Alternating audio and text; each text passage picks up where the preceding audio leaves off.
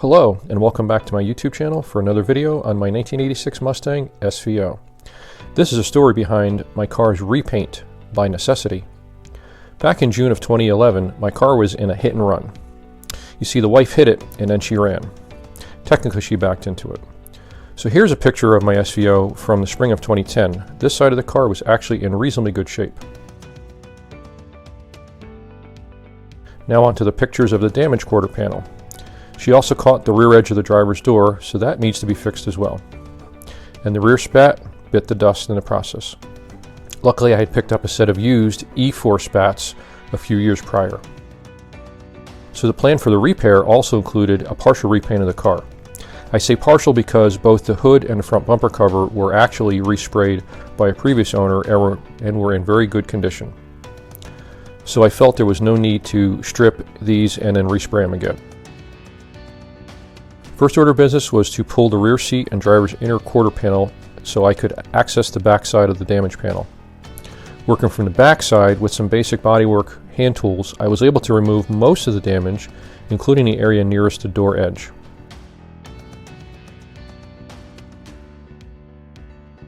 Here are some before and after pictures.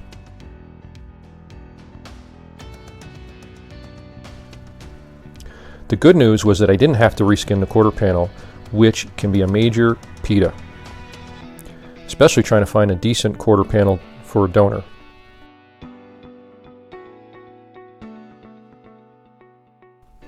After working out the damage, I spent some time sanding and prepping the rest of the car for the repaint.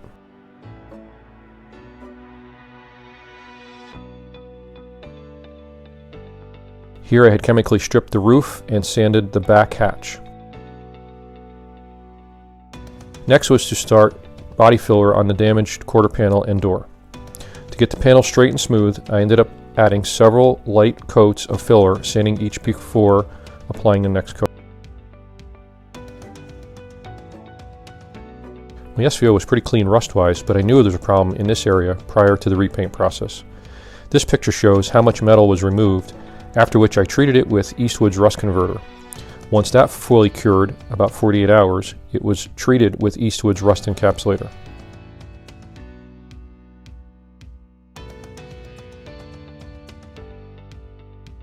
Here are a few updated progress photos.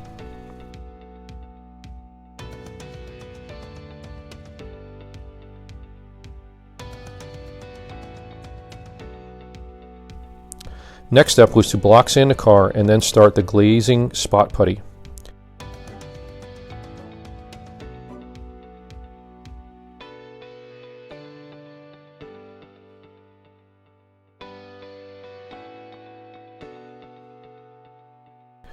Once this step was done, I added another coat of primer and then onward to the final wet sanding.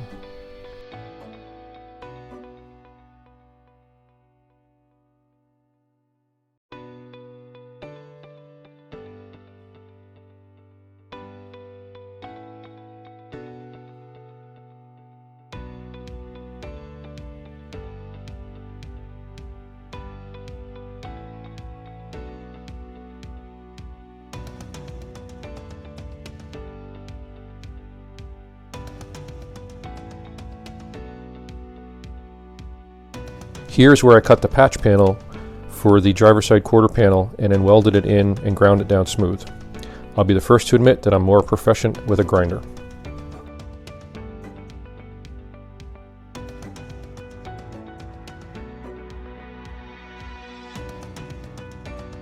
Here's a picture of the rust repair just prior to the filler being applied. And here's the completed C-pillar repair. It still needed primer and spot putty to finish this area out.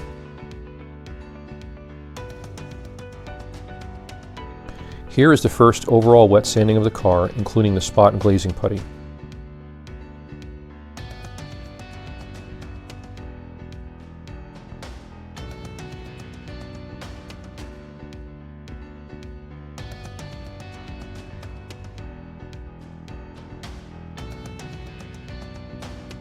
Then it goes into final primer with a guide coat. Last step in the process was to spend a good bit of time finalizing the car and prep for paint. Then the next day I got up early and sprayed a coat of sealer on the car and then proceeded to paint it with 3 coats of paint.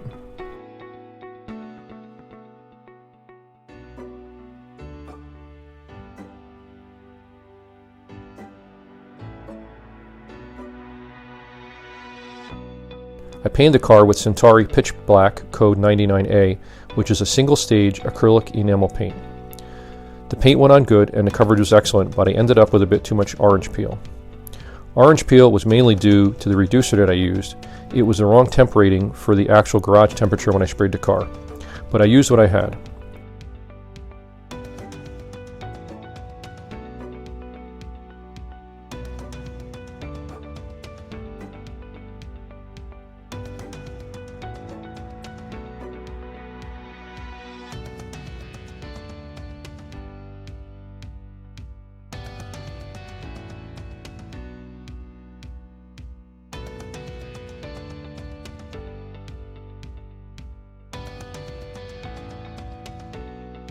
Now that the car was repainted, I needed to sand, primer, and paint all of the window trim back to the factory stock charcoal gray.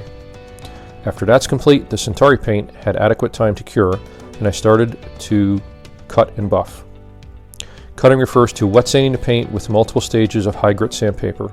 It's a very time-consuming process, but it leaves the paint with a very flat and consistent surface.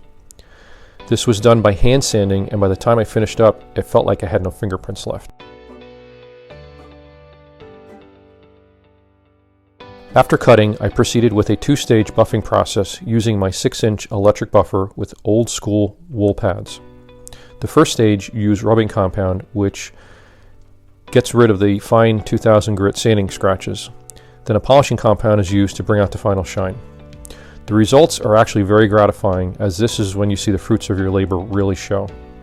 Overall, this repair and repaint turned out really good, especially considering this is a garage paint job.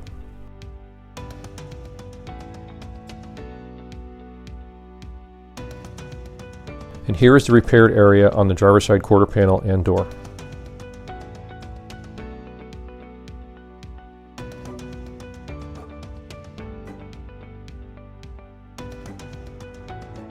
While I had the front fascia off the car, I wanted to clean up the corner marker lights. I wet sanded and then buffed them. This first picture is the driver's side lens after sanding and buffing. The second photo shows both lenses sanded and buffed. The passenger side, unfortunately, wasn't as clear, but still way better than it was before.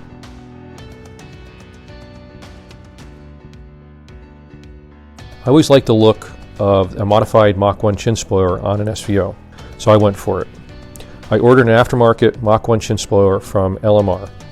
It does need to be slightly modified to conform to the SVO's lower bumper cover and cut to length in the wheel well opening. But it's a pretty easy process, and I think it really sets off the look of the SVO. Here's a few shots after I did a quickie wax job to the roof and the driver's side.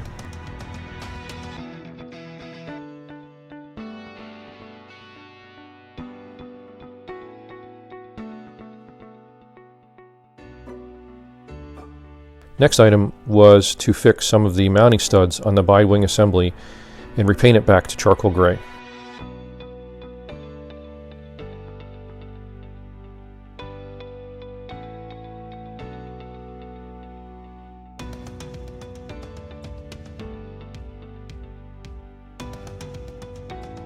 Here are a few shots of the car out of the garage, hosed off and dried.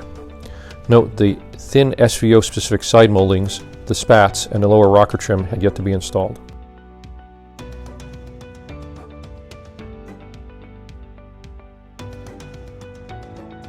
And with the SVO back inside, my garage felt like the clock had been turned back to 1986, as at the time I had also owned an '86 Mustang GT convertible.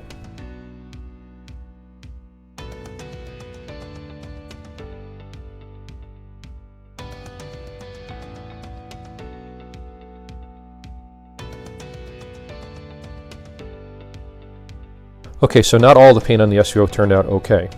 The spats and a small portion of the rear bumper ended up with some fisheyes. Fisheyes generally happen when the paint reacts to wax or grease that wasn't fully removed during the prep process. The spats needed to be stripped and repainted.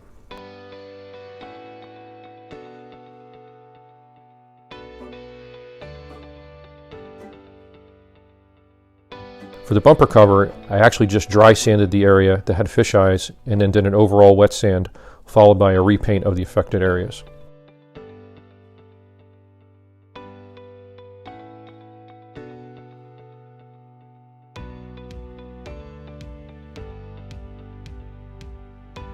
Here are a few pictures of the SVO on my driveway just before the maiden voyage to work.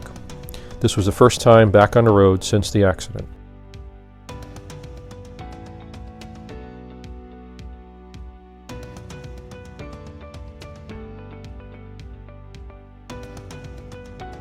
And a few more pictures of the car in the parking lot at work.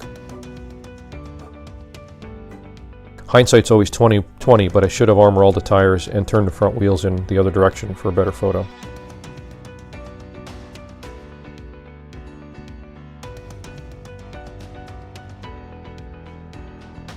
Last step in the process was to paint the gray rub strips on the front bumper cover and on the bottom of the spats. Then I cleaned and installed the thin body side moldings on the fenders, the doors, and the quarters.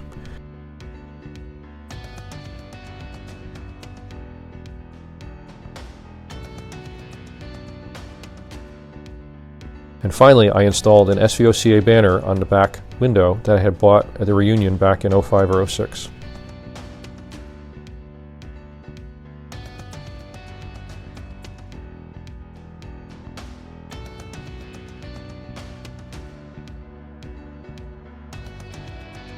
Finally, here are the finished pictures of my SVO, first in the back of the parking lot after work.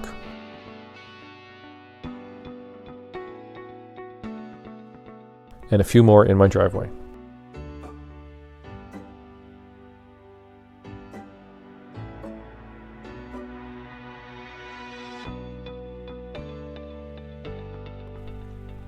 The entire project was finished up by early August 2011. Keep in mind that this SVO was my 3-season daily driver and the car spent 99% of its time outside. I did use a car cover on it during the off-season when it wasn't being driven, and all in all the paint job has held up pretty well over all these years. Now fast forward to May of 2018, I put the SVO back in the garage for some more work. The trim around the back window ended up needed to be freshened up a bit. And I had kissed the corner of the bumper with my snowblower over the winter, so I took care of that as well.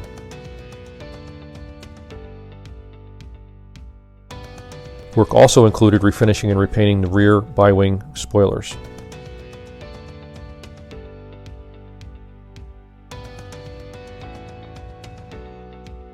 I buffed a few spots, then gave it a fresh coat of wax, and it was good to go for the 2018 driving season.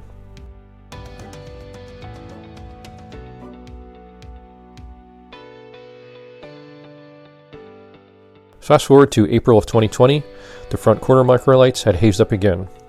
This was the third time that I've cleaned up the corner marker lights on my SVO. In the past, I've never treated the lights, and because the car mainly sat outside, UV always did its damage and faded them. Anyway, here's what I started with.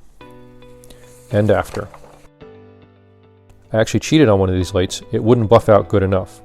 So I ended up swapping another corner lens and buffed that one, and it came out much clearer. So for UV protection, I bought a DIY quasi-ceramic coating called the Last Coat.